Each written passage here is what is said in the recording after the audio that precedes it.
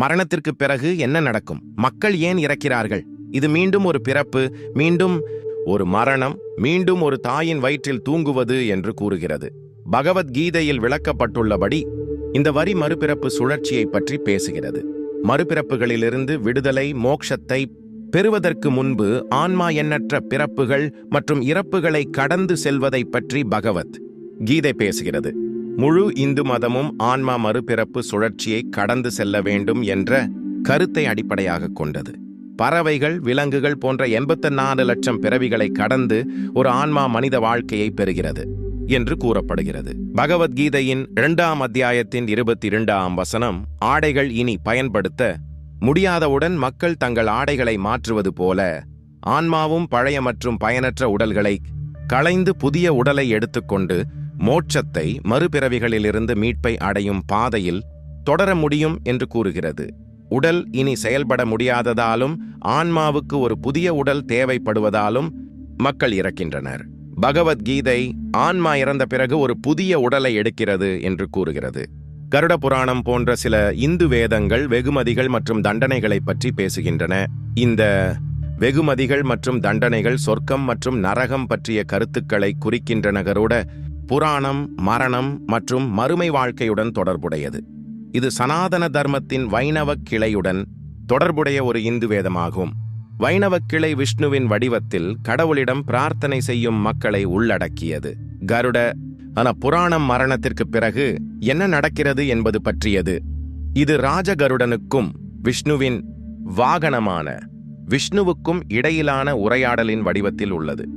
ஸ்ரீ கருடன் விஷ்ணுவிடம் வந்து தான் அனைத்து லோகங்களையும் உலகங்களையும் பயணித்து விட்டதாகவும் எல்லா இடங்களிலும் துன்பத்தை காண்பதால் கலங்குவதாகவும் கூறுகிறார். துன்பம் என்பது உண்மையில் மக்கள் செய்யும் கெட்ட செயல்களுக்கு ஒரு தண்டனை என்று விஷ்ணு கருடனிடம் கூறுகிறார். கருட புராணத்தின்படி மக்கள் தற்போதைய அல்லது முந்தைய பிறவிகளில் செய்த செயல்களால் இந்த உலகில் துன்பப்படுகிறார்கள். வேதத்தின்படி 42 லட்சம் வகையான நரகங்கள் உள்ளன. அங்கு ஆன்மாக்கள் தங்கள் கடந்த கால வாழ்க்கையில் செய்த பாவங்களுடன் தொடர்புடைய தண்டனையை அனுபவிக்க அனுப்பப்படுகின்றன. கருட புராணம் வெவ்வேறு நரகங்களை பட்டியலிடுகிறது மற்றும் ஒரு ஆன்மா அவர்களின் கடந்த கால கர்மாவின்படி என்ன வகையான தண்டனை அல்லது வெகுமதியை பெறும் என்று நமக்கு சொல்கிறது. ஒருவரின் மரணத்திற்கு பிறகு அவர்களின் ஆன்மா உடலிலிருந்து விடுபட்டு அதன் மேல் சுற்றி கொண்டே இருக்கும். அது இறந்துவிட்டதை புரிந்து கொண்டு மீண்டும் இறந்த உடலுக்குள் நுழைய முயற்சிக்கிறது.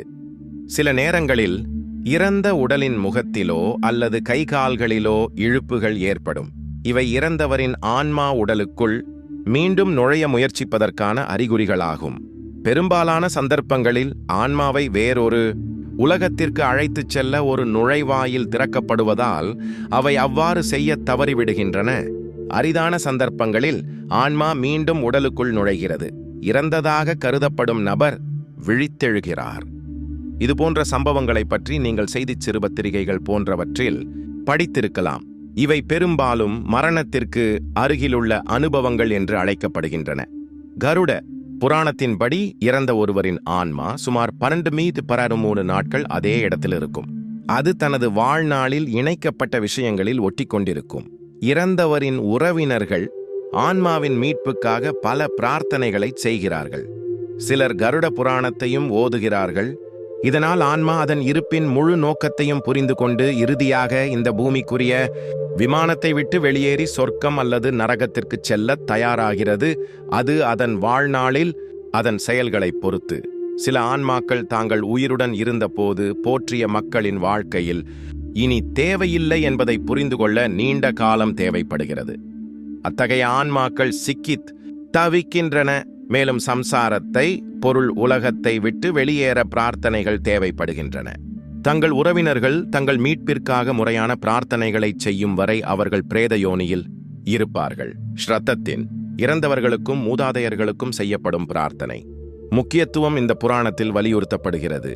கருட புராணத்தின்படி மரணத்திற்கு பிறகு இதுதான் நடக்கும். இருப்பினும் பகவத்கீதை மறுபிறப்பு மற்றும் மோட்சத்தை பற்றி கவனம் செலுத்துவதால் அதை படிக்கும்போது இது அதிக அர்த்தமுள்ளதாக இருக்காது.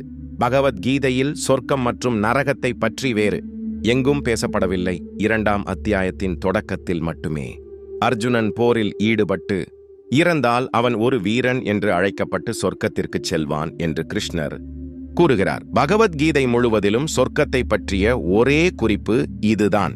எனவே பகவத் கீதையின்படி மரணத்திற்கு பிறகு என்ன நடக்கும்? கிருஷ்ணர் அர்ஜுனனிடம் ஆன்மாக்கள் தங்கள் கர்மாவை பொறுத்து மீண்டும் மனிதர்களாகவோ அல்லது கீழ்நிலை உயிரினங்களாகவோ பிறக்கின்றன என்று கூறுகிறார். ஒரு ஆன்மாவின் செயல்கள் மோசமாக இருந்தால் அவை மனிதனாக பிறப்பதற்கு பதிலாக ஒரு விலங்காக பிறக்கும். ஸ்ரீ கிருஷ்ண பகவான் ஆன்மாக்கள் பிறப்பு அல்லது இறப்பு இல்லாமல் நிரந்தரமானவை என்று கூறுகிறார். அவர்கள் எப்போதும் இங்கேயே இருந்தனர். சிருஷ்டி, படைப்பு கரையும் வரை எப்போதும் இங்கேயே இருப்பார்கள்.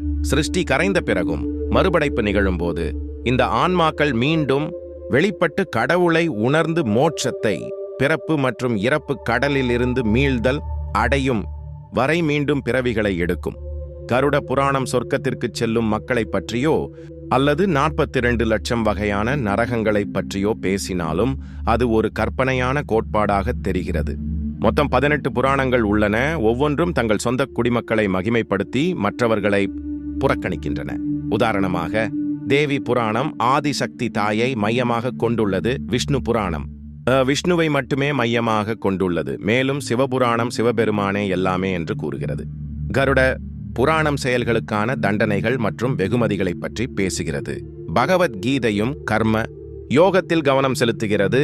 ஆனால் அதே அல்லது எதிர்கால வாழ்க்கையில் கர்மா எவ்வாறு செயல்படுகிறது என்பதை பொறுத்து வெகுமதிகளும் தண்டனைகளும் வழங்கப்படுகின்றன என்று கூறுகிறது.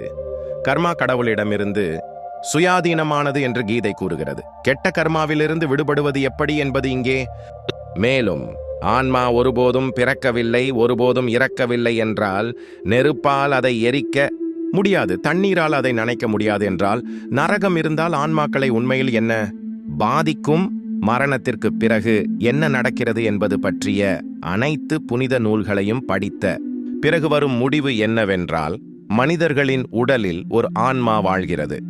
ஆன்மா மரணத்தின் போது உடலை விட்டு வெளியேறி 13 நாட்கள் காத்திருப்புக்கு பிறகு ஒரு குழந்தையாக மறுபிறவி எடுத்து மரணம் வரை வாழ்கிறது. பின்னர் பிறப்பு செயல்முறை மீண்டும் நிகழ்கிறது. கடவுளிடம் அடைக்கலம் தேடி மோட்சத்தை அடைவது அவசியம். ஏனெனில் அதுதான் மனித குலத்தின் ஒரே நோக்கமாக இருக்க வேண்டும்.